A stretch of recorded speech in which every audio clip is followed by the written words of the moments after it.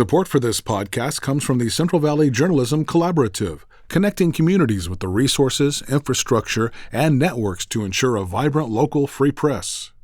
From KVPR in Fresno, this is Central Valley Daily. It's Monday, November 17th. I'm Carrie Klein, in for Elizabeth Arkalian. UC Merced turned 20 years old this year. I think about all of these achievements that were the result of the faculty, staff, and students, and I hope that those that dreamt of this institution would be satisfied with our progress. We speak with the university's chancellor, who weighs in on the growth of California's youngest UC campus. Support for Central Valley Daily comes from Fresno Mazda, part of the Prieto Automotive family, leading the industry in the IIHS 2025 Top Safety Pick Awards, helping move Mazda closer to the goal of eliminating traffic fatalities. More information and the Mazda digital showroom available at myfresnomazda.com. And now to our main story. 40 years ago, a small group of people got together with an idea. What if they built a university campus in the San Joaquin Valley? And not just any campus, a University of California campus. When this idea first came to mind in the late 1980s, there were only 9 UCs in the state. It would take nearly 20 years before the University of California's Merced campus would open its doors in 2005. And now, 20 years after that, the campus is still growing.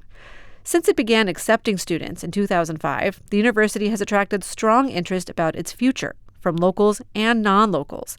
In fact, after Michelle Obama became First Lady, she chose UC Merced to make her first university commencement speech in 2009. She spoke of being inspired by the campus's students and faculty. And today, the university has gone through 4 chancellors and has graduated thousands of students. It's also become a nationally ranked research institution and has even launched a new program for aspiring doctors, something sorely needed in our region. Chancellor Juan Sánchez Muñoz leads the campus today. He recently sat down with me to reflect on the university's first 20 years and what's next. Chancellor Muñoz starts by explaining how the campus has grown in recent years. I think about the just unprecedented progress in 20 very, very short years. I think about becoming a Research One institution in that time, achieving the highest rankings in the history of the institution, being certainly the highest ranking academic institution by far in the Central Valley. I think about all of these achievements that were the result of the faculty, staff, and students, and I hope that those that dreamt of this institution would be satisfied with our progress. So I want to talk about enrollment. So your strategic plan set a target enrollment of 15,000 students by 2030, but your predecessors originally set that target enrollment for 2020, and enrollment has been steady well below that at around 9,000 students. So can you talk about some of the strategies the university is using to increase the student body? Yes, of course. I mean, I think certainly no one could have predicted the cataclysmic effect of COVID-19, where we saw just tremendous declines in enrollment in the community college sector, but also in four-year schools. Some of the things that we're doing specifically is we've developed a partnership agreement called the MAP, the Merced Automatic Admission Program, that began with schools in the Merced High School District and then radiating out from the city of Merced. We now have a few dozen partners and the application pool. These are early admissions, guaranteed admissions for students that are completing all of the UC requirements for admissibility. We're seeing tremendous increase in the number of applications from MAP schools. We also have a new agreement to make it a more seamless, less burdensome transfer with community colleges. We call it the Merced Promise. And we have a number of community colleges that are signed with the Merced Promise, beginning with Merced College. We're also embedding advisors into community colleges. We're also visiting the schools across the valley. For example, this fall, it was the highest percentage of students, just about 40% from the Central Valley. And so that's going to be our growth target, the Valley beginning, and then, of course, Southern California, Northern California. I'm very optimistic about the long-term enrollment. The good news is, of course, we have a campus that could accommodate substantial growth in the foreseeable future. And I don't know that every institution is in that situation. Yeah, and talk about what it means to be reaching out to Valley school districts, local school districts specifically. What do you see as the larger impact to this region by attracting these local Valley students? When you look at the retention, persistence, and graduation rate at UC Merced, it is substantially high, higher than, of course, the national average. And for the nature of the students, we have over 60% are Pell, which means that they are federally designated to be among the lowest income earning families, and yet they have twice the probability of persisting and graduating from UC Merced. So it's really a culture that looks at the possibility of students and not the notion of deficiency. And on the flip side, earlier this year, international students were in the spotlight over President Trump's immigration crackdown. We understand this affected a small number of students at your campus specifically, but overall, how has the university tried to reassure international students that it's worth studying at UC Merced? Yeah, I think you're referring to the SEVIS sort of issue. Yes. To my knowledge, of course, there was an immediate concern, how many and how do we support them? It turned out to be very nominal, one or two. One of the students I know had already graduated, and so very modest, if any, impact here. Nevertheless, it created a certain anxiety. And so we immediately began to send messages out to the campus community. It certainly, to your point, creates a degree of uncertainty, a degree of anxiety, unnecessarily in many cases. And so it's something that we're cognizant of. There are schools that have substantial 10, 15, 20, 22% international enrollment, and it's a much more acutely sensitive issue there. And then there's also staffing on campus as well. So UC Merced has been losing some instructors to layoffs or non-renewal of contracts over the years due to budget constraints. So KVPR reported that 9 lecturer positions were eliminated last December. There were more before that. So what was behind these decisions? And does the university anticipate having to eliminate additional positions into the future to make up for enrollment deficits? Yeah, I would tell you, many of those kinds of decisions reside within the school under the purview of a dean who would be a bit more informed as to the individual mechanics. It could be an issue of enrollment in certain courses. Contracted positions are precisely that. They're contracted for a specific period of time. It may be that there are fewer students in some section or another section, or they're redirecting resources. So I couldn't speak very accurately to all of the mechanics that were incorporated into those decisions. I will say that look at USC in the last few weeks. Look at Stanford. Look at the University of Oregon. I could go on and on and on. There are many institutions that right now are evaluating a workforce and making decisions that they believe will put them in the strongest position to carry out their mission. Certainly, I would say that our institution would be doing the same. Obviously, I think the human capital, the people, are what make an institution what it is, give it its identity, its purpose, and what have you. And so we don't take these kinds of decisions lightly.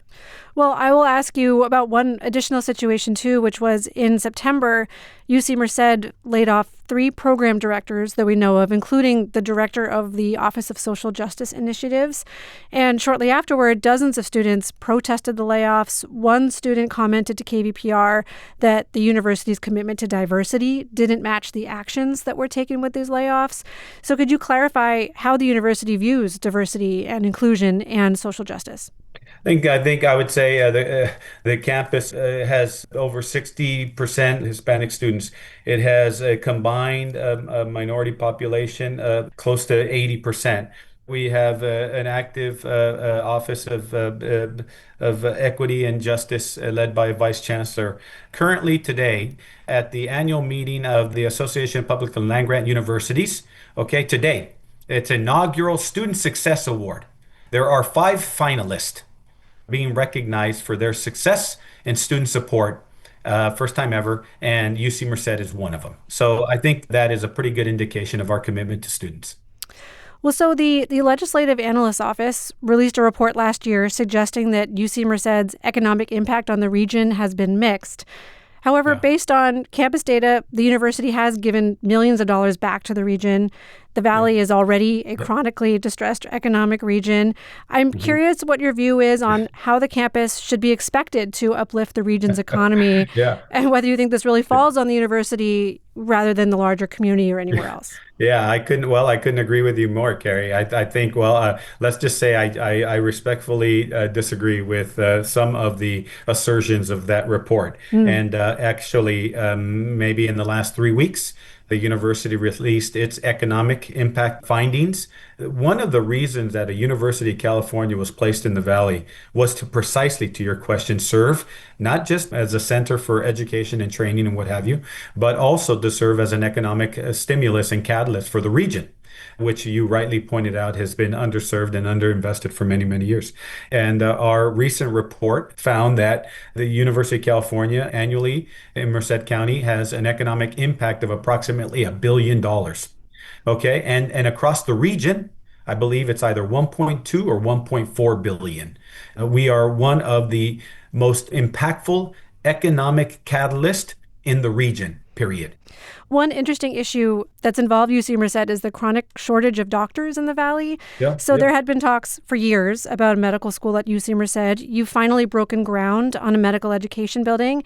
It's not exactly a medical school, but a pathway to an MD degree. Can you talk about this program and what it could mean for approaching the region's shortage of physicians? Yeah, no, I appreciate you asking. I think it's one of the most important things the campus will ever do. We're about 86, 70% through construction of a medical education building. We have now 3 cohorts of students, approximately 45 students from the Valley, from Bakersfield, from Fowler, from Dinuba, from Merced, from Chowchilla, from Madera, from etc. And they will be taking their first year and a half of medical school here at UC Merced in this building, and then will complete some of their clinical training and education at UC San Francisco in Fresno, still in the Valley. The goal of placing these students as residents across the Valley. And the hope is that because they're from Sears, Dinuba, Fowler, Bakersfield, Fresno, that they will remain here in the Valley to care for the Valley that cared enough to provide them with the education that now has made them medical doctors. We also I have hopes that we will be able to complement the training of primary care physicians here. Is also the training of nurses, and eventually pharmacists, and eventually long-term, maybe another chancellor, the training of psychiatrists and psychologists, which are also very, very scarce in the San Joaquin Valley. And so I think 20 years from now, that this valley will be served at parity, like every other part of the wealthiest state in America in terms of both medical and psychological services. And I think they'll have UC Merced to give credit to that capacity. UC Merced Chancellor Juan Sánchez Muñoz, thank you so much for talking with me. Yeah, thanks for having me. UC Merced is celebrating its 20th birthday this year. And that is today's show. Today's episode was produced by Jonathan Linden and KVPR with support from the Central Valley Journalism Collaborative. I'm Carrie Klein. You can find the latest local news anytime at kvpr.org.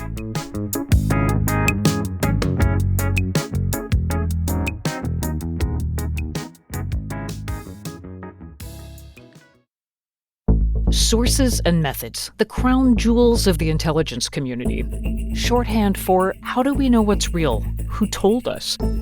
If you have those answers, you're on the inside, and NPR wants to bring you there. From the Pentagon to the State Department to spy agencies, listen to understand what's really happening and what it means for you.